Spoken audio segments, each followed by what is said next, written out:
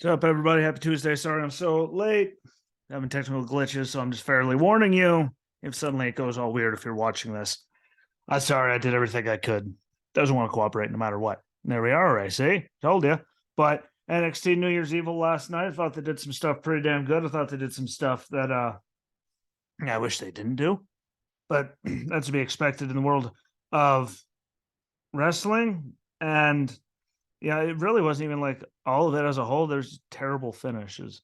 Like there were some things that, while I enjoy and I understand, still didn't like it. But yeah, that title match finish wasn't good. But I will get to that. I have to give them credit though for a lot of things. First off, Tony D and Dijak put together, pretty good, decent match there, and the story, with Stack sacrificing himself for Tony D, and then Tony D sacrificing himself at the end and ended up losing. I mean, at least it built them to something. I don't think they're going to split them up yet. I just wouldn't make sense. Don't see it happening. Doesn't mean it won't, but let them keep going out there doing all of that. And no matter how you feel about the character of Dijak, you have to say, compared to what Vince did to him making him T-Bar, this is way better. He gets to do this while Mace is now Massey in the Maximum Male Models. So I'm pretty sure Dijak got the better end of that deal. And, you can't deny it.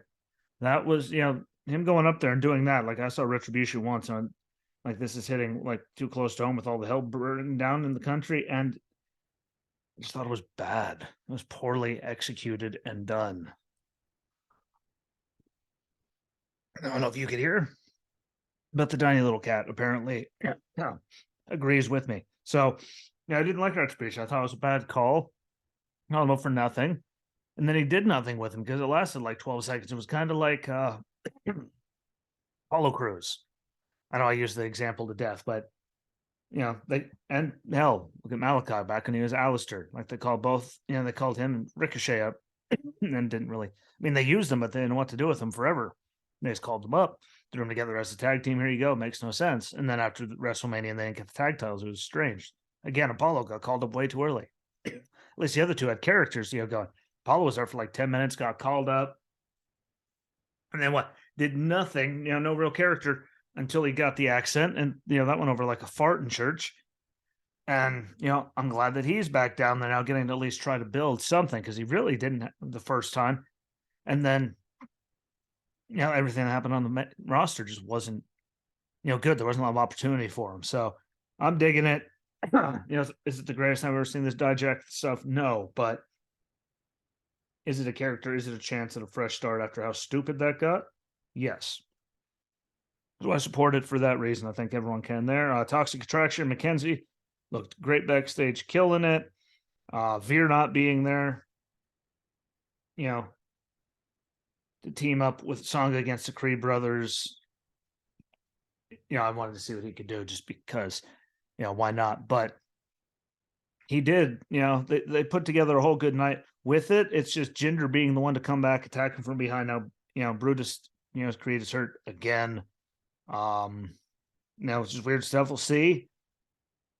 I didn't see anything as to why Veer wasn't, didn't compete or anything like that. I mean, added Jinder to the affair, to the mix. And I'm pretty sure we can all agree that he, desperately needed that because what the hell has he done? I mean, he didn't really do a lot. He got his title reign before the network opened up in India, I believe it was. And then just like that, I mean, yes, he did get hurt and stuff, but still, even when he wasn't, often they use him in anything that mattered. So if they have him down there and he could be with those guys, just being at ringside was still helping him, teaching him and learning. Because even if you don't like, Jinder's title reign, which I didn't think was really all that good, nothing against him, just there's been a lot of, sketchy title reigns to say the least. I'd say the last couple of years, he still works for Triple H, Randy, so many guys up there while he was champion that, he could learn so much and he could pass all that on. I think that'd be really good for the next generation down there in NXT. Like, I think that could be really killer. So we'll see what they do with it. Hopefully it's not a one-off thing just because, again, keep him there, the help he could do for all of them is insurmountable. I mean, like, you can't deny that he would be good for them. And That's really the big thing here. Like, again, Apollo, that can help people. Jinder, help people. Yeah, never main roster guys go down there. I'm like, what? It can help people. New Day. Them being in the building has to be helping them immensely. Just because everything they know and they can just bounce questions off. Like, it has to be, and they're not there all the time. When they're there, if they're telling people, giving them, helping everyone out. And especially when they're just sitting on the main roster doing, all but nothing, I think it's good to have them there. So good on that. The Pretty Deadly Gauntlet match, seeing Gallus come back after, apparently taking out Briggs and Jensen. So now I'm wondering if I'm going to see them in Charlotte at Vengeance Day for the NXT tag titles now. I'd be okay with that. Pretty Deadly still get involved. Briggs and Jensen, like there's a lot of what ifs on that one, but I was glad to see Gallus just because we all saw the rumors and everything swirling that they were having trouble getting their visas, all that situated. So if they're back now, apparently that means they got their visas taken care of. And the most important thing, hopefully that means everyone that was involved, from NXT UK and all that coming over that had anything they had to work out. Hopefully that means everyone got it done and we don't have to, hear about it anymore. Also good to see Malik Blade and Eder Sanofe. They talent me. They talent me. They're talented.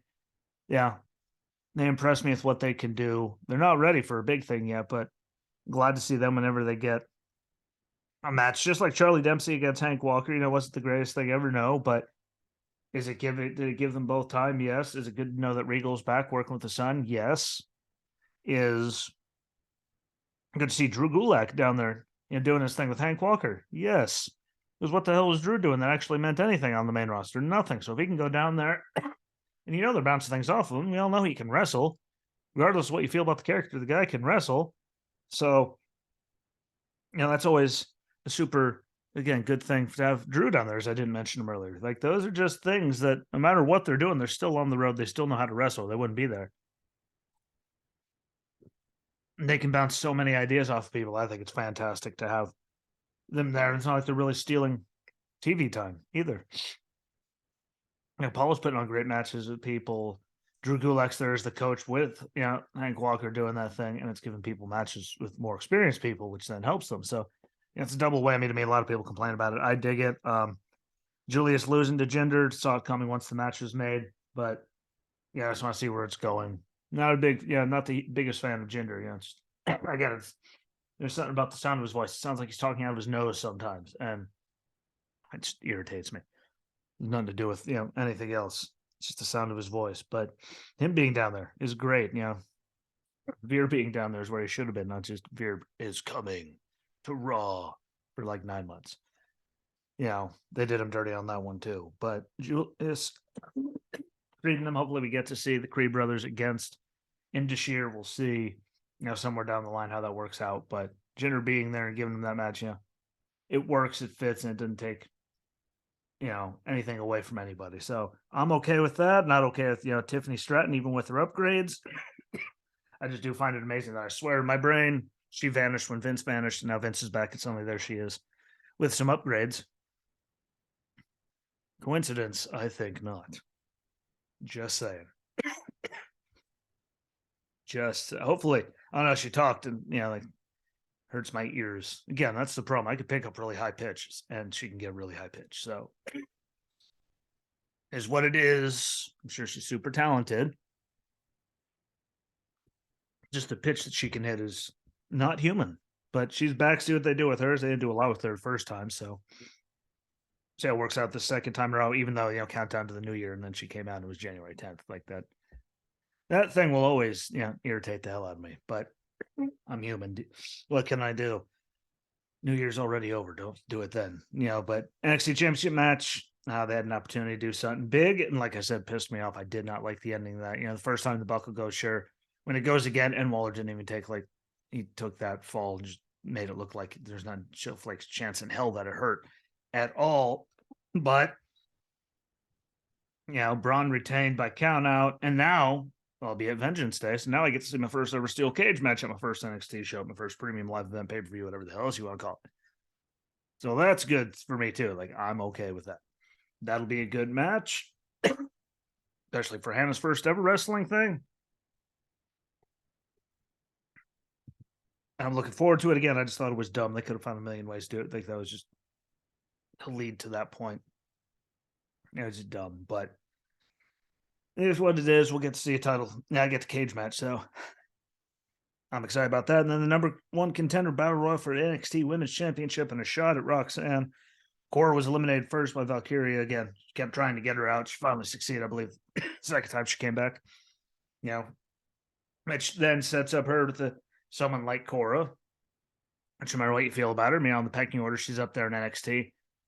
And it'll help elevate her, Valkyria, because she only had a few matches. So that'll be good for her. They built that, got it done right away. And I don't think this was the first time Cora was thrown right out of one of these things. Swear it happened before. We'll see again. Gives her something to do, which they didn't have a lot of it, just like Zoe Stark and Nikita Lyons. We knew they weren't done. That's going to keep dragging out after, Nikita was eliminated by Zoe, and Zoe's thrown out right after that. Yeah, it's not done yet. I'm okay with that. Sol Ruka, the handstand thing, to stay in. Kofi did it better. Casey Canzaro did it better. Tom Chance, whatever you want to call her. But it was still impressive and still cool because I could never do that my entire life. So kudos to her for that. And, whoever managed to have it so Gigi and JC hit the ground at the same time, if they both won, hopefully that means we'll get to see a triple threat while I'm in Charlotte. And they both get to do it. That'd be great. Anna digs them, I dig them. So that'd be really cool to be able to do that. We'll see if they keep it at that, but as they both won, I mean, triple threat would be fantastic, even though I'm pretty sure we all know it's going to be their last hurrah. Their see you later before they get up to the main roster, maybe, but it'd be a good match. And again, Anna likes them. And we're going to our first show. So people that she knows, and I like Gigi. We all know that. Everyone that knows me knows that I like Gigi. So worked out good for me. That was a good ending. Again, even with the main event ending as dumb as it did, now I get to see my first ever steel cage match. So, live. So that's really, really exciting. And it looks like we get to see JC and Gigi both battling, which again is good. I hated the ending to that title match. Absolutely sucked. But thanks for watching. Thank you for listening. YouTube, Apple, Google Podcast, Spotify, Twitter, Wrestling Ski. Find it. I'll be back tomorrow. Deuces. I'm out.